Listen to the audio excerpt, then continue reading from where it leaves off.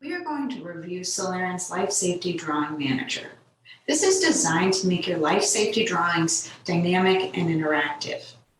Your drawing manager will be organized into the same hierarchy as your location in the database. So for example, here we are looking at the Mercy Regional Campus, Building 1 and Floor 4. The yellow indicators will let us know that there actually are drawings located on this particular level.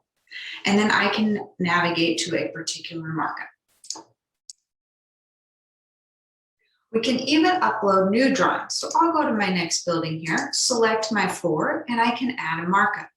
I'll click that plus icon here and I can give it a name. This is our first floor drawing. I can select that image. And as I do, I have advanced import options where I can select the resolution that I desire.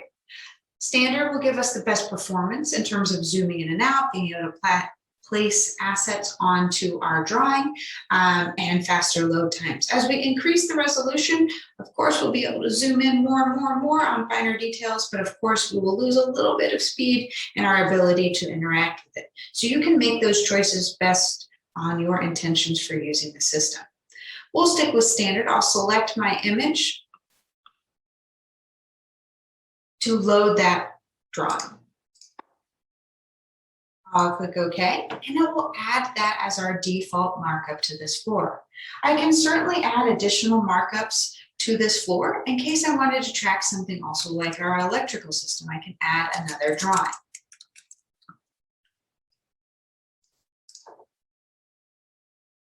So that I have multiple markups or different layers on that particular building.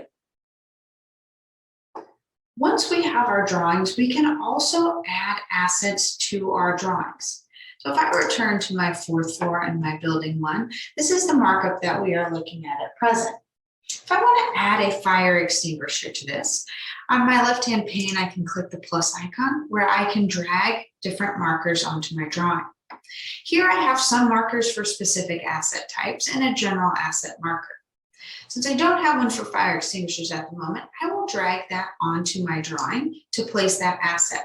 Since it's adding a new asset, I will see my asset form load over here on the right so that I can add this new asset. I can fill out all of my regular asset information, give it a status, select a category for it, since we're going to make this one a fire extinguisher, and click submit to add it to that drawing. Since we created some different icons or different markers for our different types of assets, if I want to have my fire extinguishers stand out, I can return to my configuration of the tool.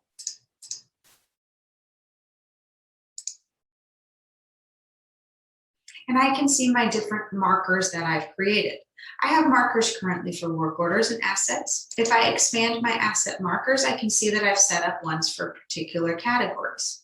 I can add a new marker for my assets, make it dependent on the category and the value of fire extinguisher. I can create a marker on the fly using my pre-built options to select a shape and a color. I can also import a custom icon as well. So in this case, let's use our fire extinguisher icon here. I will open that and add it as our new icon for our fire extinguishers. I'll return to my drawing and we can now see my marker for fire extinguishers will stand out. Now when we return to our drawing, like I mentioned, we can see that our fire extinguishers now stand out with their own independent icon. I can also add assets that currently exist by pulling them from a report. In the lower right-hand corner, I have my report icon, where I can access designated reports that I might need in my drawing tool. I can see an asset from the list if it's not already having a colorful icon, such as this asset on my list here, and can drag it and drop it onto my drawing, and it will add that asset's placement onto that particular drawing. I can even drag an asset on and update its location information in the event that it is moved or changed floors. When I drag such an asset onto my drawing, it will prompt me to update the location information to the current level of that drawing. And we can accept the changes in the prompt.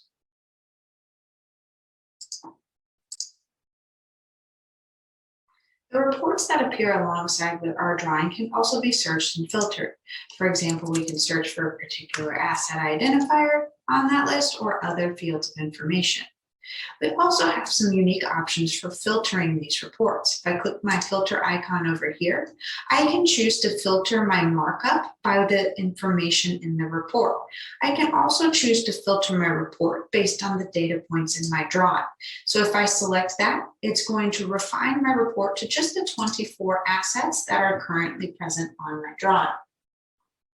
We can also narrow the scope of what we look at by hiding and showing different icons as our markers. I can choose what assets I might want to zero in on by hiding the eye icon here to show particular assets. I can even show or add other record types on my drawing as well, such as work orders. Here I've got work orders also showing on my drawing, and I've even included a badge. If I open up my badge legend here, I can see that the red dot next to my work order marker indicates that this is a high priority work order. I can click on assets and or work orders in my drawing to pull up a panel on the right to access them.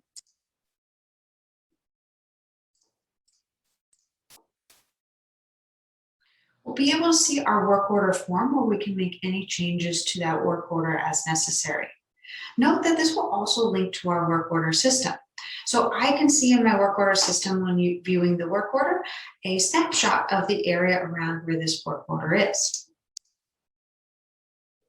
So if we navigate to this particular work order, we can add images such as the markup snapshot. And from the work order system, you can also click on this markup icon to take you to that specific markup and navigate around further. The same will also apply for our assets, where you can get a snapshot of where the general area of that asset is in the work order system as well. We have a couple of additional helpful tools in our Life Safety Drawing Manager. I can invite people who are not users to participate in editing this drawing on a short-term basis. I can use my tool over here, select Invite, and send them an invitation. When I send them the invitation, I can also select what time period the access will be for. All we need is their email address in order to send them that information, and I can grant them a specific time frame of access. The invitation that they will receive will give them a link directly to that drawing and an access code that will work for the length of time that you granted them. We will be able to see when they join our drawing and can chat alongside us as well as make edits. Their chats will appear here and you can hold a conversation, as well as noting all actions in which user made changes to that particular drawing. In addition to chatting, we can always export this to different file types so we can use it externally and print it as well. We also have the option to transpose our data points on top of a new drawing. If we have an addition to this form and don't want to lose our data points, we can use the transpose feature in order to import a new drawing and lay it over our existing drawing so that we can keep our data points. You can make other notations such as drawing on this drawing to indicate any particular elements that you might want to highlight. You can also undo these features, color code them and things as well to fully use all of the tools on the drawing manager.